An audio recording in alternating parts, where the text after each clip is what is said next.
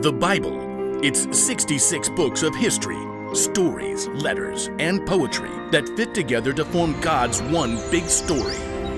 The epic adventure of how He created us and loves us so much that He made a way to rescue us.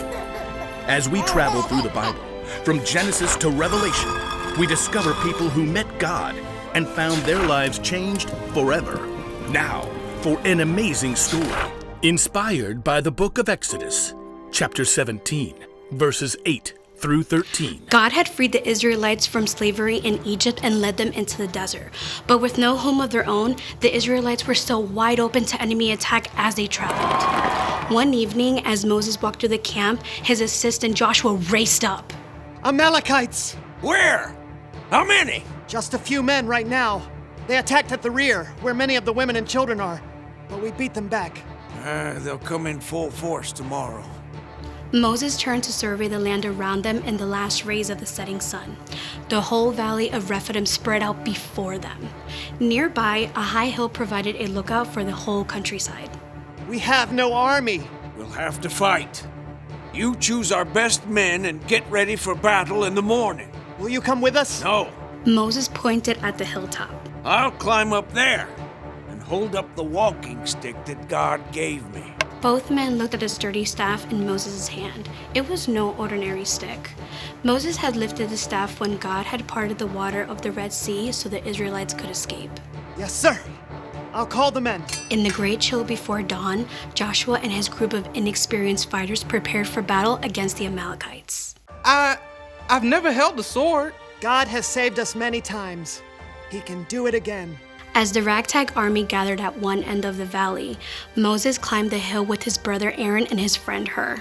So, Moses, what's the plan? Yeah, those Amalekites got some mean fighters. We'll call on God. As the three men crested the hill, they turned to look back. The rising sun flooded the valley.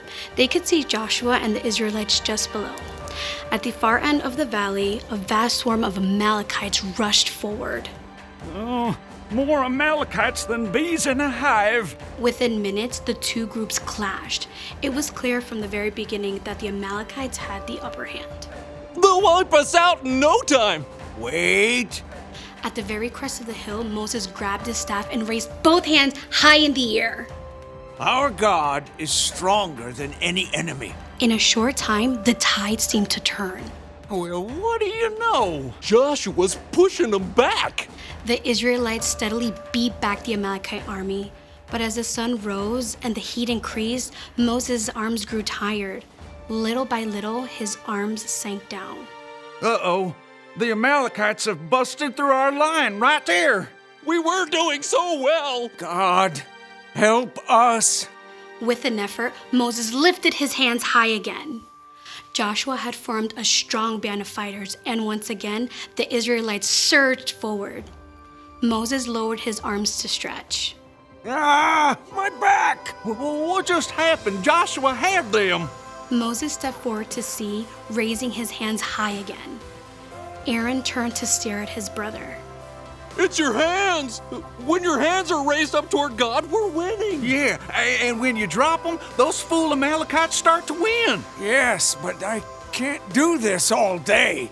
Moses' arms began to shake. Hold it one more minute. I got a rock-solid plan. Aaron? Together, Aaron and Hur rolled a huge stone to the place where Moses stood. Now, you set yourself right down, Mo. Carefully, Moses lowered himself onto the rock, fighting to keep his hands high in the air. My arms! We got it, brother. Aaron and Hur each stood on one side of Moses and held up a hand. Whew! For the rest of the day, Aaron and Hur stood right beside Moses, keeping his hands steady. By sunset, Joshua and the Israelites completely defeated the Amalekites. Look at him run! The Amalekites had been defeated by God's power, but it was only by working together with his friends that Moses had been able to keep his hands lifted high all day.